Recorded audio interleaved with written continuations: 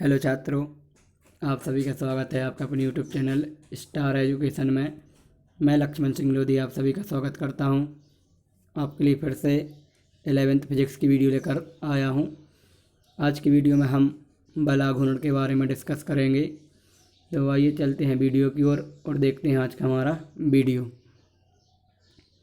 तो आज का हमारा क्वेश्चन है, बल आघूर्ण को परिभाषित कीजिए तथा इसके लिए सिद्ध कीजिए टाउ वेक्टर बराबर R vector cross F vector. ठीक, तो हम हेडिंग बनाएंगे बल आघूर्ण। क्या? बल आघूर्ण।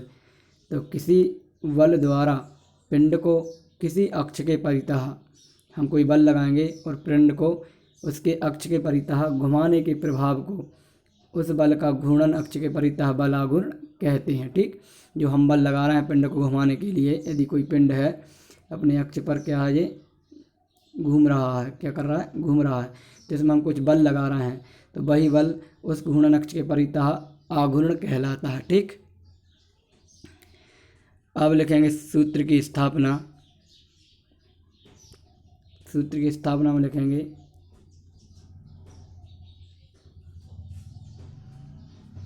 माना कि कोई पिंड अक्ष के परितः, ऐसा लिख सकते हैं एक्स अक्ष के अक्ष ही लिख लेना।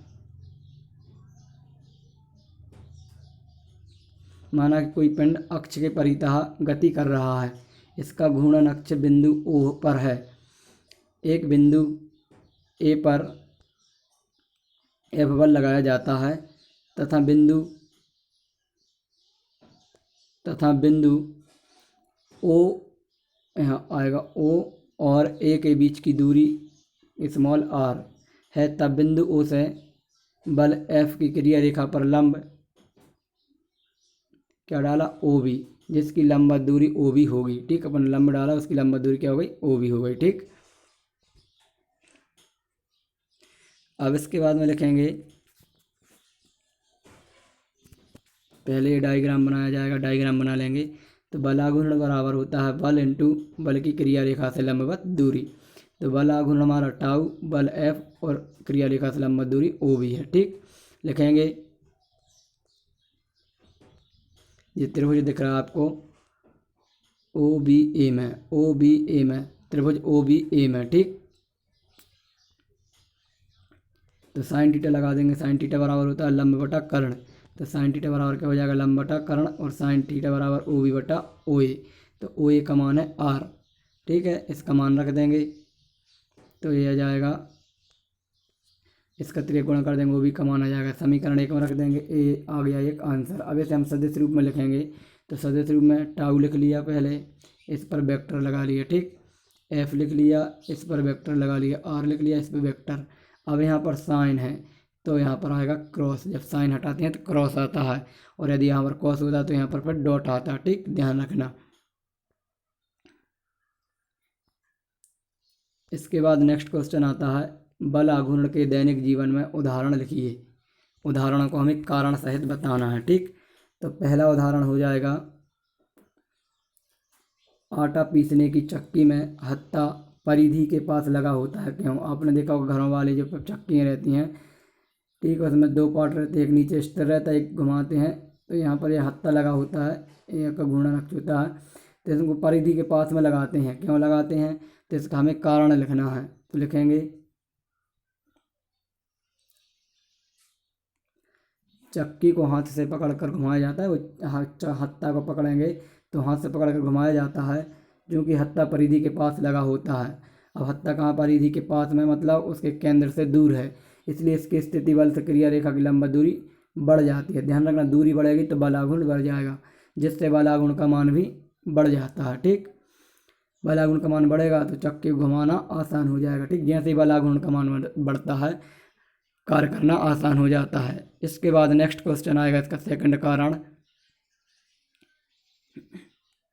कि पेंचकस का हत्था चौड़ा बनाया जाता है। क्यों? पेंचकस हमने देखा, लेकिन उस पर एक कवर सा हत्था लगा रहता है। क्या लगा रहता है? हत्था।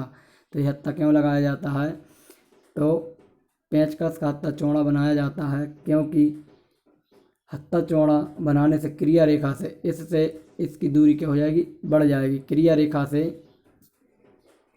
दूरी बढ़ जाती है, जिससे बल आघूर्ण का मान भी बढ़ जाता है, और बल आघूर्ण का मान बड़ा होगा तो स्क्रू को खोलना आसान हो जाएगा। ठीक, ध्यान रखना, स्क्रू हम पेंचकस वगैरह से खोलते हैं। ठीक,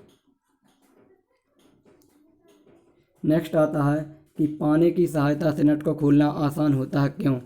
तो पाने से हम नट को खोलते हैं तो पाने की लंबाई जितनी अधिक होगी तो उसका बल आघूर्ण भी उतना क्या होगा, अधिक हो जाएगा। तो लिखेंगे पाने की सहायता से नट को खोलना आसान होता है, क्योंकि नट खोलने पर उसकी क्रिया रेखा से लंबवत दूरी बढ़ जाती है। ठीक है, यहाँ पर नट है और हम इसको पाना लगा के खोलें तो ये लंबा दूरी इसकी क्या होगी, बढ़ गई, और लंबवत दूरी बढ़ गई तो बल आघूर्ण का मान भी क्या हो जाएगा, बढ़ जाएगा, और बल आघूर्ण का मान बढ़ेगा तो नट खोलना आसान हो जाएगा। ठीक, तो ये कुछ क्या थे बल आघूर्ण के दैनिक जीवन में उदाहरण थे। इसके बाद अब एक न्यूमेरिकल आता है। न्यूमेरिकल है कि एक कण जिसका स्थिति सदिश आर वेक्टर बराबर आई कैप जे कैप के कैप है, एक बल एफ वेक्टर बराबर 7i + 3j + k आरोपित किया जाता है, तो बल आघूर्ण की गणना कीजिए। ठीक, तो बल आघूर्ण गणना करना, तो आर का मान दिया, एफ का मान दिया है और टाउ का मान हमें निकालना है। तो हमने फॉर्मूला पढ़ा हुआ है, बल आघूर्ण बराबर टाउ वेक्टर बराबर R vector cross F vector. ठीक, तो R vector cross F vector बराबर ये हो जाएगा। इसमें हम मान रखेंगे तो आई जे के, जे हम पीछे पढ़ा चुके हैं, पहले आई जे के पहले समीकरण गुणांक, दूसरे समीकरण के गुणांकों को लिख लेंगे। ठीक, गुणांकों को लिखने पर हमने आपको बताया था ऐसे में गुणा करेंगे तो क्या आएगा, जो प्लस, और ऐसे में गुणा करेंगे तो क्या आएगा, माइनस। ठीक, इसको आप ध्यान रखेंगे, और जो पहला ये रहता है प्लस का है, दूसरा माइनस, तीसरा प्लस। ठीक, ध्यान रखना। तो हम आई को लिखेंगे और आई वाले की पंक्ति और स्तंभ, जे स्तंभ और ये पंक्ति है, इनको छुपा लेंगे, तो एक एकम एक, 3 दूनी 6 आ जाएगा। ठीक, फिर इसके बाद में माइनस आएगा और जे वाले को पंक्ति स्तंभ को छुपा लेंगे, दो एक एकम एक, 7 दूनी 14। ठीक, फिर इसके बाद में पंक्ति और ये स्तंभ के वाले को छुपाएंगे, तो 3 एकम 3, 7 एकम 7, ऐसे में माइनस और माइनस जे आ जाएगा तो प्लस हो जाएगा। ठीक, इनको हम ऐड कर लेंगे, जो जहाँ पर जुड़ रहे हैं तो जे आ जाएगा, तो जे 10 Newton minus 7i + 3 13j + 10k Newton का बल आघूर्ण इस पर कार्य करेगा। ठीक, इसके बाद नेक्स्ट क्वेश्चन आता है, इम्पोर्टेंट क्वेश्चन है, मोस्ट इम्पोर्टेंट क्वेश्चन। लिखा हुआ है IMP है। ठीक है, लिखा हुआ है जड़त्व आघूर्ण को परिभाषित कीजिए तथा इसके लिए व्यंजक व्युत्पन्न कीजिए। तो जड़त्व आघूर्ण हम पढ़ चुके हैं। जड़त्व आघूर्ण का महत्व होता है रैखिक गति में, किसमें, घूर्णन गति में। जड़त्व का होता है रैखिक में, लेकिन जड़त्व आघूर्ण का होता है घूर्णन गति में। ठीक, अथवा करके ऐसा भी आ सकता है, जड़त्व आघूर्ण के लिए सिद्ध कीजिए। ठीक, तो जड़त्व आघूर्ण, सबसे पहले ध्यान रखना, जड़त्व आघूर्ण का अस्तित्व घूर्णी गति में होता है। तो जड़त्व आघूर्ण घूर्णन करती हुई वस्तु का वह गुण है जिसके कारण वह अपनी घूर्णन अवस्था में परिवर्तन का क्या करता है, विरोध। ठीक है, उस वस्तु का जड़त्व आघूर्ण कहलाता है। ऐसे आई से प्रदर्शित करते हैं।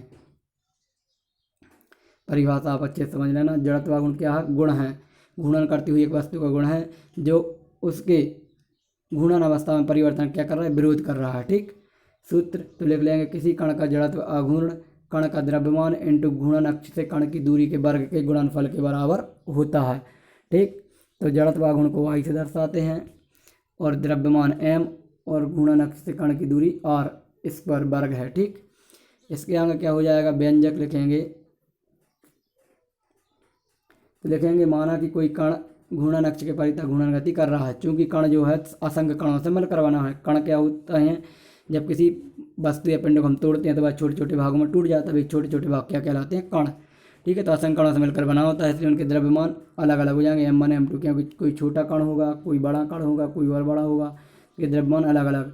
और घूर्णन अक्ष इनकी दूरियाँ भी अलग अलग होंगी, और दूरियाँ अलग अलग है तो इनके दूरियाँ हमने मान ली r1 r2 r3 स्मॉल कर लेना। ठीक, छोटी छोटी। अब इसके बाद डायग्राम बनाएंगे। तो ये डायग्राम दिख रहा है आपको, ये m1 m2 m3 m4 मान लिए, दूर दूर है, कुछ पास भी हैं, तो इनकी दूरियां अलग अलग, द्रव्यमान अलग अलग। पूरे पिंड का द्रव्यमान m है। ठीक, जड़त्व आघूर्ण इसका I है। तो लिखेंगे पिंड AB के परितः जड़त्व आघूर्ण, पिंड का द्रव्यमान इंटू घूर्णन अक्ष से पिंड की दूरी। तो पहले कण के लिए हो जाएगा m1 r1², क्योंकि mr² फॉर्मूला है, mr² फॉर्मूला है। अब पहले के लिए 1 1, दूसरे के लिए 2 2, तीसरे के लिए 3 3। ठीक है, इस प्रकार निकालिए। अब हम निकालेंगे संपूर्ण कण के लिए, तो लिख लेंगे संपूर्ण कण के लिए जड़त्व गुण, सबको हम जोड़ देंगे। अब सबको हम एक साथ लिखना चाहते हैं तो बीजगणित योग का निशान लगा लेंगे। तो इनको एक बार लिखना है तो इनमें 1 2 नहीं लगाएंगे और सिग्मा लगा के एक बार लिख देंगे। तो यही हमारे जड़त्व गुण का फॉर्मूला है। आप याद रखना I बराबर सिग्मा mr² क्या होता है, जड़त्व आघूर्ण। इसके बाद आते हैं अंतर, जड़त्व और जड़त्व आघूर्ण में अंतर। तो जड़त्व का अस्तित्व होता है रैखिक गति में और इसका होता है घूर्णी गति में, मोस्ट इंपॉर्टेंट पॉइंट है। फिर जड़त्व किसी वस्तु का बाह्य गुण है जो रैखिक गति में वस्तु की अवस्था परिवर्तन का विरोध करता है, रैखिक गति में, ध्यान रखना, ठीक, कौन सी गति में, रैखिक। और जड़त्व आघूर्ण किसी वस्तु का बाह्य गुण है जो उसकी घूर्णन अवस्था में, किसमें, घूर्णी गति में अवस्था परिवर्तन का विरोध करता है। जड़त्व केवल वस्तु के द्रव्यमान पर निर्भर करता है, जबकि किसी वस्तु का जड़त्व आघूर्ण उसके द्रव्यमान तथा घूर्णन अक्ष के परितः द्रव्यमान वितरण पर निर्भर करता है। द्रव्यमान पर भी करेगा लेकिन द्रव्यमान वितरण कहाँ तक है वहाँ तक निर्भर करेगा, ठीक। और नेक्स्ट है, किसी वस्तु का जड़त्व आघूर्ण नियत रहता है और किसी वस्तु का जड़त्व आघूर्ण भिन्न भिन्न वस्तुओं के लिए भिन्न भिन्न होता है। जड़त्व आघूर्ण भिन्न भिन्न वस्तुओं के लिए भिन्न भिन्न होता है लेकिन जड़त्व सभी वस्तुओं के लिए नियत रहता है, ठीक। तो ये आज का हमारा वीडियो कंप्लीट होता है। आज की वीडियो में इतना ही, इसके बाद हम मिलेंगे नेक्स्ट वीडियो में। तब तक के लिए जय हिंद, जय भारत।